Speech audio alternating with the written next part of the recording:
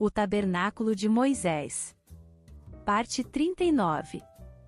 No vídeo anterior, concluímos a reflexão sobre a bacia de ouro do tabernáculo. Vimos como esse utensílio, usado para a purificação dos sacerdotes antes do serviço sagrado, simboliza a necessidade de santificação contínua diante de Deus.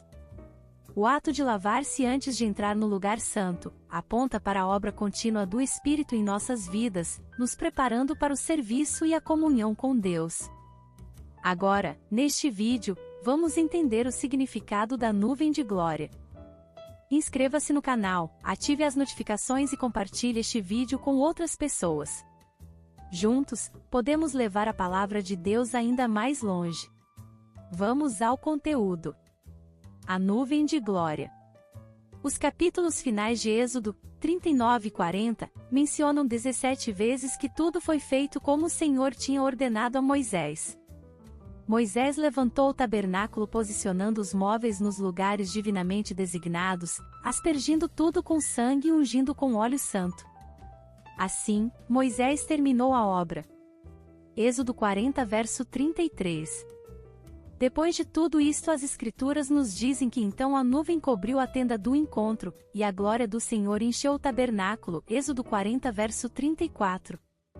Nem mesmo Moisés pôde entrar no tabernáculo porque a nuvem de glória estava sobre ele e enchia o local. Este foi o selo de Deus sobre a obra que ele mesmo havia planejado e que tinha sido edificada pela sabedoria e pelo Espírito de Deus através de vasos escolhidos, de acordo com o modelo revelado a Moisés no Monte de Deus. Daquele dia em diante a nuvem iria guiar a peregrinação do povo pelo deserto. A nuvem de glória representa a presença do Espírito Santo. Ele é a nuvem da presença de Deus que cumpre, em seu ministério e atuação, tudo o que a figura da nuvem representava para Israel. Observemos as bênçãos recebidas pela presença da nuvem. O Senhor ia adiante deles. Ele vai adiante da igreja. O Senhor os conduzia. Assim também o faz com a sua igreja. A nuvem proporcionava-lhe luz à noite. Luz em meio às trevas. A nuvem era uma coluna de fogo, aquecendo-os durante a noite. A nuvem proporcionava-lhes uma sombra durante o dia, aliviando-os do calor. Tudo o que a nuvem representava para Israel, o Espírito Santo representa para a igreja. Vejamos um breve resumo abordando a história, função e ministério da nuvem em relação aos filhos de Israel e ao tabernáculo, que constituíam a congregação no deserto. É este Moisés quem esteve na congregação no deserto, com o anjo que lhe falava no Monte Sinai com os nossos pais, o qual recebeu palavras vivas para nolas transmitir. Atos 7 verso 38. O Senhor conduziu Israel na saída do Egito para a terra prometida através de uma coluna de nuvem, de dia, e de fogo, de noite. Êxodo 13 verso 21 e 22. A nuvem guiou Israel através do Mar Vermelho.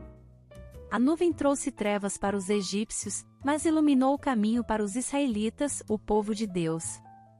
Então, o anjo de Deus, que ia diante do exército de Israel, se retirou e passou para trás deles, também a coluna de nuvem se retirou de diante deles, e se pôs atrás deles, e ia entre o campo dos egípcios e o campo de Israel. A nuvem era escuridade para aqueles e para este esclarecia a noite, de maneira que, em toda a noite, este e aqueles não puderam aproximar-se.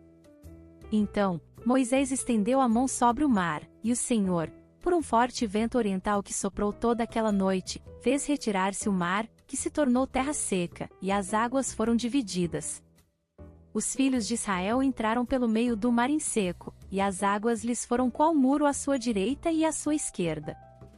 Os egípcios que os perseguiam entraram atrás deles, todos os cavalos de Faraó, os seus carros e os seus cavalarianos, até ao meio do mar. Na vigília da manhã, o Senhor, na coluna de fogo e de nuvem, viu o acampamento dos egípcios e alvorotou o acampamento dos egípcios. Emperrou-lhes as rodas dos carros e fê-los andar dificultosamente. Então, disseram os egípcios: fujamos da presença de Israel, porque o Senhor peleja por eles contra os egípcios. Disse o Senhor a Moisés: estende a mão sobre o mar, para que as águas se voltem sobre os egípcios, sobre os seus carros e sobre os seus cavalarianos.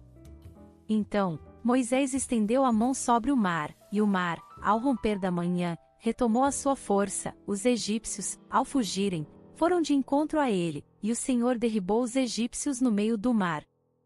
E, voltando às águas, cobriram os carros e os cavalarianos de todo o exército de Faraó, que os haviam seguido no mar, nem ainda um deles ficou. Mas os filhos de Israel caminhavam a pé enxuto pelo meio do mar, e as águas lhes eram quais muros, à sua direita e à sua esquerda. Assim, o Senhor livrou Israel, naquele dia, da mão dos egípcios, e Israel viu os egípcios mortos na praia do mar. E viu Israel o grande poder que o Senhor exercitara contra os egípcios, e o povo temeu ao Senhor e confiou no Senhor e em Moisés, seu servo. Êxodo 14 do verso 19 ao 31. A glória do Senhor apareceu na nuvem. Quando Arão falava a toda a congregação dos filhos de Israel, olharam para o deserto, e eis que a glória do Senhor apareceu na nuvem. Êxodo 16 verso 10. A nuvem os conduziu ao monte Sinai, lá sobre o monte, a voz de Deus falou à nação através da nuvem, na festa de Pentecostes. Disse o Senhor a Moisés: Eis que virei a ti numa nuvem escura, para que o povo ouça quando eu falar contigo e para que também creiam sempre em ti. Porque Moisés tinha anunciado as palavras do seu povo ao Senhor. Êxodo 19 verso 9. Moisés subiu ao monte Sinai em meio à nuvem e esteve ali por 40 dias e 40 noites. Ali na presença da glória de Deus, Moisés recebeu os 10 mandamentos e a revelação da construção do tabernáculo. Tendo o Senhor descido na nuvem, ali esteve junto dele e proclamou o nome do Senhor. E, passando o Senhor por diante dele, clamou: Senhor, Senhor Deus compassivo, clemente e longânimo e grande em misericórdia e fidelidade, que guarda a misericórdia em 1000 gerações, que perdoa a iniquidade, a transgressão e o pecado, ainda que não inocenta o culpado, e visita a iniquidade dos pais nos filhos e nos filhos dos filhos, até a 3ª e 4ª geração. Êxodo 34 do verso 5 ao 7. Durante a dedicação do tabernáculo, a nuvem de glória, Shekinah, deixou o Sinai e habitou no tabernáculo, sobre o trono de misericórdia, propiciatório, aspergido com sangue, no meio do povo de Israel. Então, a nuvem cobriu a tenda da congregação, e a glória do Senhor encheu o tabernáculo. Moisés não podia entrar na tenda da congregação, porque a nuvem permanecia sobre ela, e a glória do Senhor enchia o tabernáculo. Quando a nuvem se levantava de sobre o tabernáculo, os filhos de Israel caminhavam avante, em todas as suas jornadas. Se a nuvem, porém, não se levantava, não caminhavam, até ao dia em que ela se levantava. De dia, a nuvem do Senhor repousava sobre o tabernáculo, e, de noite, havia fogo nela, à vista de toda a casa de Israel, em todas as suas jornadas. Êxodo 40 do verso 34 ao 38. O Senhor aparecia na nuvem sobre o propiciatório e ali Deus falava com Moisés e lhe dava as instruções divinas. Falou o Senhor a Moisés, depois que morreram os 2 filhos de Arão, tendo chegado aqueles diante do Senhor. Então, disse o Senhor a Moisés: Dize a Arão, teu irmão, que não entre no santuário em todo o tempo, para dentro do véu, diante do propiciatório que está sobre a arca, para que não morra, porque aparecerei na nuvem sobre o propiciatório. Levítico 16 verso 1 e 2. A nuvem de glória guiou os israelitas pelo deserto até levá-los à terra de Canaã. Quando a nuvem estacionava, eles se acampavam. Os sacerdotes deveriam estar continuamente atentos à nuvem, dia e noite, e deveriam tocar as trombetas para que o acampamento de Israel se movesse de acordo com a orientação de Deus.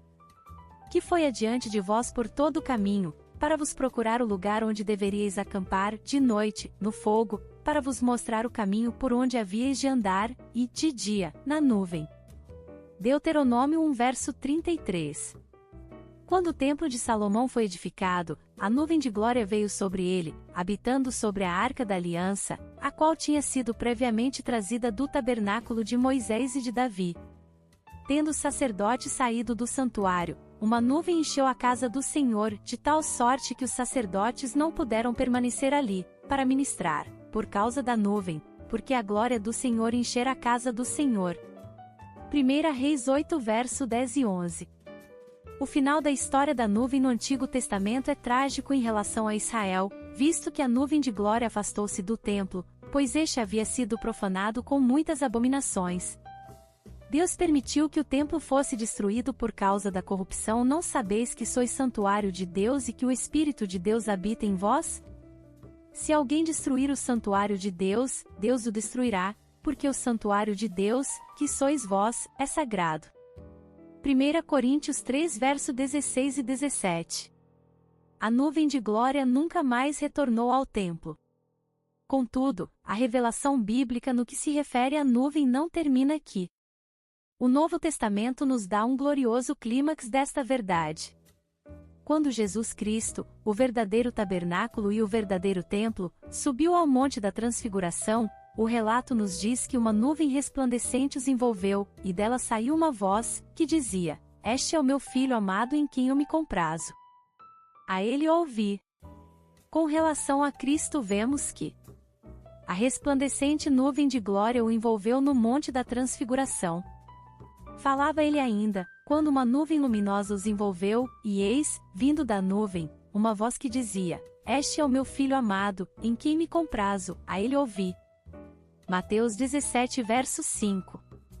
Quando ele foi levado aos céus de volta ao Pai, uma nuvem o encobriu.